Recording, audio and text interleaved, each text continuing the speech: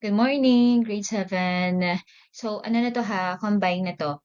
7 Aquino at 7 Aguinaldo. So, before ako mag-start sa discussion, I just want to remind 7 Aquino na hindi pa kayo nakakapag-take ng quiz kay ma'am ng pagkuha ng percent by mass at percent by volume.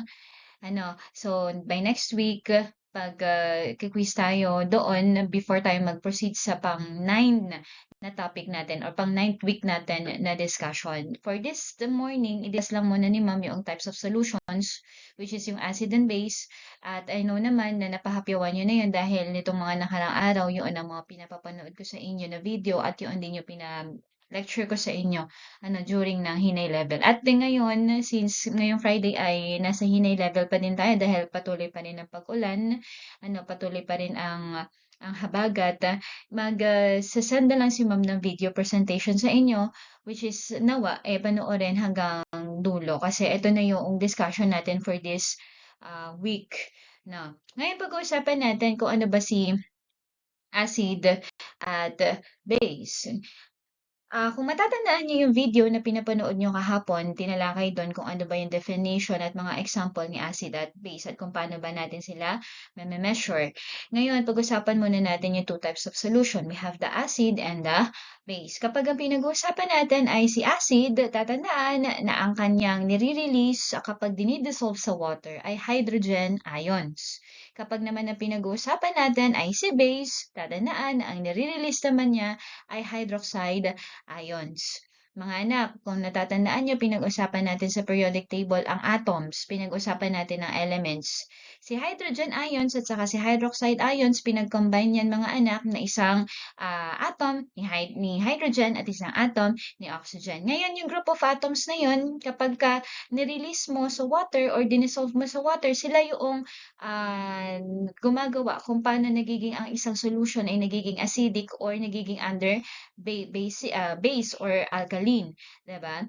Paano naman natin sila ma-measure? Sa pamamagitan ng pH scale at litmus paper. Ano ba si pH scale? Ito yung nagme-measure kung gaano ba ka-acidic or gaano ba ka-alkaline yung isang solusyon. Ano naman ba pag pinag-uusapan natin si litmus paper? Ito naman yung type of paper used to measure para malaman natin kung paano natin nalalaman na ang isang solution ay under acid or under base. Mamaya i-discuss ni ma'am. Actually, kung nagkaroon na tayo ng face-to-face ngayon, magkakondak sana tayo ng experiment na papakita ko sana sa inyo kung paano mag-measure at paano malaman na isang solution ay under acid at under base or under alkaline. Pero since nawala ng pasok, i-proceed na lang natin siya sa next week. Ngayon, pag ang pinag-uusapan natin, balik tayo. Kapag ang pinag-uusapan natin ay pH scale, tatandaan, meron tayong mga measurement. Ayan yung mga measurement natin. Kapag nakatapat sa gitna, sa 7, ang color ng litmus paper ay hindi nagbabago. Ang nasa neutral scale siya. Ibig sabihin, ano ba yung mga example ng neutral? Water. Yon. Ang litmus paper, pag nilublob mo sa water, hindi yan mag-change. Hindi siya acidic, hindi din siya alkaline. Hindi siya under base. Okay? Hindi siya mag-change. Ngayon, ano naman ang pagbabasihan natin kapag ka-acidic? Titingnan nyo mabuti, ayan, nasa illustration na ni ma'am, nasa picture na ni ma'am, no? Kapag ka 0 to 6, under acidic na yon. Pagka ganyan na ang color ng litmus paper natin, kapag katatandaan nyo, kapag ang blue litmus paper ay nag-change into red, acidic na siya. Kapag ka naman si red litmus paper ay nag-change into blue, kaya ang tawag na natin sa kanya ay alkaline or under base. So, 0 to 6, tatandaan, acidic. Kapag naman 8 to 14, base or alkaline. Tatandaan yan, ha? Okay, yan dapat ang gagawin natin. Pero since limited na tayo sa time, sa susunod na natin gawin yan. Okay? Okay. Right? Huwag na natin yan isama. Saka na natin gawin yan kapag nagkaroon na ng pasok. Saka na din natin yan i-quiz kapag nagkaroon na ng pasok. Okay. Yan. Proper use. Dito naman tayo ngayon. Proper use of laboratory tools or materials.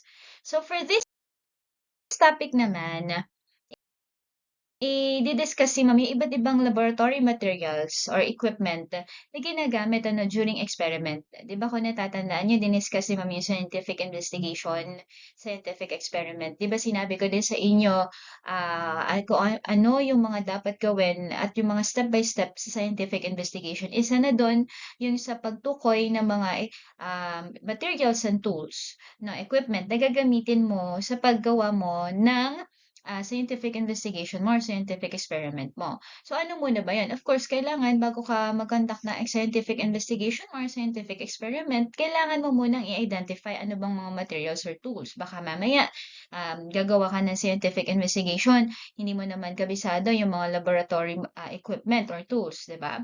So, una, we have here the beaker. Naipanghahuan ko kayo last time na ibibisita ko kayo sa science lab, pero since sa science lab ay hindi pa gaano kaayos, sa susunod, nawa maging maayos na yun dahil ipapagamit ko nga sa inyo yung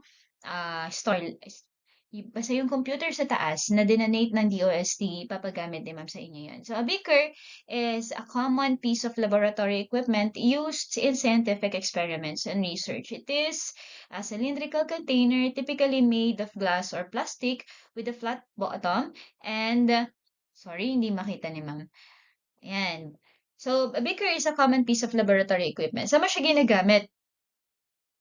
So, saan mo siya ginagamit? Sabi dito, it is used in laboratory to hold, mix, and heat liquids. It has a wide opening and a small spout that makes it easy to pour liquids without spilling. Kung makikita niyo mga anak, meron din siyang guhit-guhit sa gilid. Meron din siyang, ginagamit din siya to measure.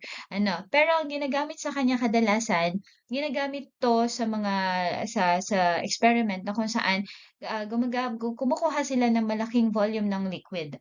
Kaya ayan nga kung mapapansin niyo sa definition, it is used in laboratory to hold much bigger amount of bigger volume of liquid to hold, mix, and heat liquids. Ginagamit ito kasi kapag ikaw ay mag-undergo ng experiment, syempre, di ba, may mga papakuluan ka ng mga chemicals, mga solutions, so ginagamit din to. Kapag malakihang porsyento or malaking volume na liquid ang ginagamit. Sumunod. So, yan sa number 1 beaker test tubes. Ginagamit natin si test tubes. Sabi dito, it is a small cylindrical container used to hold, mix, and heat or observe small volumes of liquid or solid samples in a laboratory setting. Kung si beaker, ginagamit siya in a much bigger volume of liquid. Pag magta-transfer ka, magpapakulo ka, or mag-hold ka lang, mamimix ka lang ng liquid or solution, si test tube naman ay small cylindrical container. Sabi dito, to hold, to mix, to heat, or to observe small volumes of liquid naman. Kasi kung mapapansin nyo, malaki yung pinagkaiba, malaki yung difference ng size ni test tube kay beaker. So dito, small volume of liquid lang or solution, samantalang kay beaker, malalaki. Okay, graduated cylinder. Graduated cylinder is a clear cylindrical container with volume markings along the side used to precisely measure and transfer liquid volumes. Same ng function ng iba natin, ng beaker at saka ng test tube. Used to transfer, used to mix, used to hold volume of liquid. Ngayon, kung mapapansin nyo, meron din siyang marking sa gilid. Meron din siyang mga measurement sa gilid. Kasi kadalasan kapag mag-experiment, 'di ba, mahilig sa mga scientists na measure nila yung solutions nila bago i-transfer or bago ilagay or bago pakuluan or bago i-mix. So, mahilig sila na ginagamit yung mga ganitong type na, may mga measurement, yung mga tools nila or equipment nila. Sabi dito, ayan na. Proceed na ni ma'am. Hindi na next ni ma'am. Okay. Erlenmeyer flask. An Erlenmeyer flask is a type of laboratory flask with a wide, flat bottom and a narrow tapered neck. It is used for a variety of purpose including mixing, heating, and ayan, di mabasa ni ma'am, liquids and solutions. Meron pa yan definition. Ayan. An Erlenmeyer flask is a flask used to safely mix and heat liquids without spilling. Kung mapapansin nyo, oh, ang wide ng bottom niya, pero ang narrow ng neck niya. Kasi ginagamit 'yan kapagka maghahalo ka ng mga delikadong solutions, ayaw mong mag-spill, ayaw mong tumapon, ginagamit 'yan sa pagka magpapakulo ka. Ayan, ayan yung sabi ko, used to safely mix and heat liquids without spilling. So ito yung ginagamit kadalasan ng mga scientists kapagka medyo, yung mga solutions or mga chemicals na hahalo nila ay hindi na panglahatan, kumbaga parang delikado na kapagka nag-spill. Sumunod tayo na slide. Yan, Petri dish. A Petri dish is a circular shallow container with a loose-fitting lid used to provide a controlled environment for the growth and observation of microorganisms. So, saan ba ginagamit si Petri dish? Sabi dito, used in the laboratory to grow and observe microorganisms, such as bacteria and fungi or whole small of samples of organisms. 'Di ba? Kung mapapansin yung mga anak, ang grade 9 ngayon ay nag-undergo ano sila sa TLE nila, nag-use sila ng gumagawa sila ng activity na kung saan gumagamit sila ng Petri dish na nagpapalaki sila ng punla or sabihin natin mula sa seed magpapalaki sila ng something ng punla na ang gamit ay Petri dish. Kasi inoobserbahan muna nila yung seed, inoobserbahan muna nila yung seed bago nila and then by that Petri dish meron silang solution na ihahalo tapos doon mismo lalaki sa Petri dish yung punla o tutubo yung punla. Ngayon, sabi nga dito, it is a tool used in the laboratory to grow, grow and observe microorganisms. Kadalasan ginagamit to ng mga scientists noon kapag meron silang gustong i-observe or palakihin ang microorganisms. For example nga, such as bacteria and fungi. Okay. Pipette or pipette, sabi dito, is a narrow, calibrated tube used to precisely measure and transfer small specific volumes of liquids, typically in range of microliters to milliliters. Ano ba yung ginagamit ni pipette or ni pipette? Ito daw, sabi dito, used to transfer, for example, used to transfer 2 ml of water or a few drops of a chemical into a test tube during an experiment. So, ginagamit natin ito kapag sobrang liit lang ng portion ng liquid ang gusto mong i-transfer. For example, kay beaker, for example, kay test tube, or kaya kay Erlenmeyer flask. Sobrang liit na, few drops lang ng chemical or solution ang gusto mong i-transfer. So, ito ang ginagamit mo. Okay? Okay. Sumunod, thermometer. O, familiar na kayo dito. Ano ba ginagamit ni thermometer para saan ba to? An instrument that measures and displays the temperature of a substance or environment. It converts the thermal energy in numerical value that be read and interpreted. So, ibig sabihin, hindi na i-discuss ni ma'am to kasi familiar naman na kayo, no? Ginagamit naman natin to measure the temperature in Celsius or in Fahrenheit. Alam niyo naman na yan. Discuss naman na ni ma'am yun nung nakaraan. Bunsen burner. In laboratory experiment or in scientific investigation, merong Bunsen burner. Merong Bunsen burner. At para saan ba ngayon si Bunsen burner? Sabi dito, it is a device that produces a single or steady and adjustable flame by mixing air and flammable gas, typically natural gas or propane.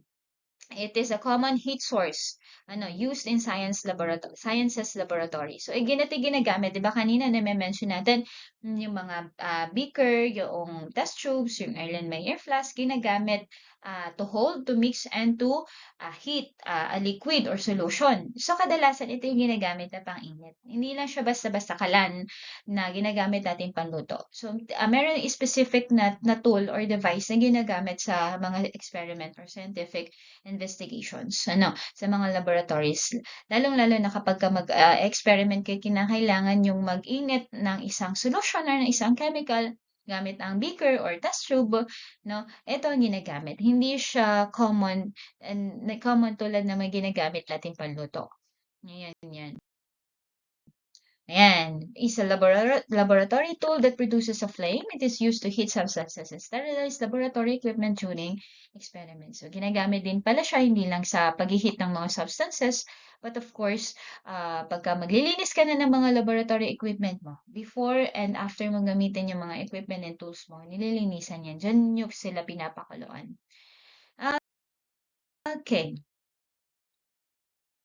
proceed tayo. Ayan. Paano ba ang proper handling kay beakers? Sabi dito, ah, handle with care to avoid the spills or breaks. Use caution when heating contents. Place on stable, level surfaces. Ito daw yung kung paano mo iha-handle si beakers kapag ka ikaw ay magkakonduct ng isang experiment. Or kahit na ikaw ay isang estudyante at mapinag-conduct ko kayo ng experiment sa laboratory, sa science lab natin, ito ang dapat yung gawin kapag kayo ay hahawak ng beakers. Proper handling. Paano ba? Again, handle with care to avoid spills or breaks para hindi nyo mabasag. Use caution when heating contents. Place on stable and level surfaces. Of course, pag gagamit kayo ng Bunsen burner, with guidance pa din, i-assist pa rin kayo ng teachers. Sumunod, test tubes. Paano naman natin ipa-proper handling yung test tubes? Sabi dito, hold at an angle when adding or removing contents. Avoid sudden temperature changes. Dispose of broken glass safely. Of course, may tamang pamaraan kung paano hawakan si test tube. No. At sabi dito, avoid sudden temperature changes. Kapag kayo, again, ang ginagamit natin na tool na pang-init sa laboratory ay Bunsen burner. Hindi ka pwedeng mag-iinit ka tapos babaguhin mo yung temperature, isang malakas, isang mahina. Hindi pwede yon kasi maaaring yun ang ikasira ng test tube natin. Dispose of broken glass safely. Kadalasan, isa sa pinakamadalas na masira ng mga equipment sa laboratory ay test tube. Kasi super fragile nila dahil nga maliliit sila, 'di ba? Maliliit sila. At kadalasan hindi sila talaga nahahawakan at naiingatan na mabuti ng mga estudyante. So kadalasan yung nasisira. Kaya again, kapag mag-undergo man tayo ng experiment sa science laboratory natin, kailangan pa rin susundin na mabuti yung instruction ni teacher. Okay, graduated cylinders. Proper handling. Read volume markings carefully and at eye level. Avoid parallax errors when measuring. Handle with two hands and place on stable surfaces. Para lang din siya ni beaker. Lalapat sa kung saan level ang surface. Tapos sabi dito, hahawakang mabuti. At kung ikaw ay magme-measure ng isang solution, at ng isang chemical, always make sure na at eye level mo siya i-measure. Hindi nasa baba, hindi nasa taas sa taas. No? Nasa tapat lang na at eye level. No, kung pwede, ipapatong mo siya sa level surface, tapos ikaw na lang ang mag-a-adjust. Ikaw na lang ang mag-a-adjust, yung sarili mo na lang, katawan mo na lang yung ilo-lower mo para na sa ganon, ay mabasa mo yung markings or yung measurement. Okay? Puppets or pipettes. Paano ba natin sila i-handle? Ayan, sabi dito, pipette liquids slowly and carefully to avoid bubbles or spills. Dispose of tips properly to prevent contamination. Wear gloves and work in a fume hood or biosafety cabinet when necessary. Kasi tulad ng sabi ko sa inyo mga anak, kadalasan may mga solutions or chemicals na ginagamit sa experiment, pero hindi naman tayo magagawa ng mga ganon, hindi naman tayo mag-handle ng ganon. Pero may mga sa ibang school, nag-handle talaga sila or kahit na sa mga higher grade level, nag-handle sila ng mga delikadong solutions, delikadong mga chemicals. Ito yung sinasabi na, ito yung tool na ginagamit pag transfer nun. Kaya delikado din kapag hindi ka nakasuot ng ng gloves at saka ng tamang laboratory dress, no? At kaya kailangan talaga makikinig sa instruction ni teacher at susundin kung paano yung paghawak, pag proper na handle ng isang tool. Bunsen burners. Sabi dito, adjust air intake to control flame size and temperature. Never leave a lid burner unattended. Allow the burner to cool completely before storing. Tulad na sabi ko sa inyo mga anak, ako sa pagluluto, meron tayong kalan. Sa experiment at laboratory, meron din Bunsen burner. No, hindi siya pinaglalaruan. Kapag kayo ay magko-conduct ng experiment, hindi siya pinaglalaruan. Kaya nga sabi dito, adjust air intake to control flame size and temperature. Never leave a lit burner unattended. Baka naman mamaya, kumulo lang yung solution na pinapakuluan mo, pinapahit mo, iiwan mo na nakasindi yung Bunsen burner mo, makakasunog ka pa. 'Di ba? Allow the burner to cool completely before storing. Siyempre, 'pag kayo ay mag-i-store na ng liligpit na ng mga gagamitin niyo, ang Bunsen burner, dapat hayaan niyo muna na lumamig. Kasi nga, dahil mataas yung temperature niya, mainit, hayaan niyo muna siya to cool down, 'no, para bago niyo siya ibalik. Kasi kadalasan yun yung nagko-cause ng, sira niya, yung kapagka bagong gamit tapos ibabalik mo na sa cabinet, yun yung kadalasan na ikinasisira niya. Okey. 'Yan, saka na natin 'yan pag-aralan. Okay, I think that's it. No, dun na lang muna tatapusin na ma'am yung discussion. Tapos kapagka by Monday ay mag-review na lang tayo before tayo mag-proceed sa susunod na discussion natin. Again, grade 7 Aquino, meron kayong quiz sa akin sa Monday about sa pagkuha ng percent by mass at percent by volume. Do not forget to bring your calculators. Okay? And sa 7 Aguinaldo naman, wala naman ako kasi update, ano naman kayo mga anak, nakakasunod naman kayo sa discussion. Medyo naiiwan lang talaga is yung 7 Aquino. Pero hopefully, ay makapag-take ng notes at nang sa ganun ay meron kayong lecture na susundan kapagka nagkaroon tayo ng term exam. Tatandaan ha, after ngayong week na 'to, at saka sa mga susunod na week, ito yung kasama sa term exam niyo. Okay? Okay. Bye 7, grade 7.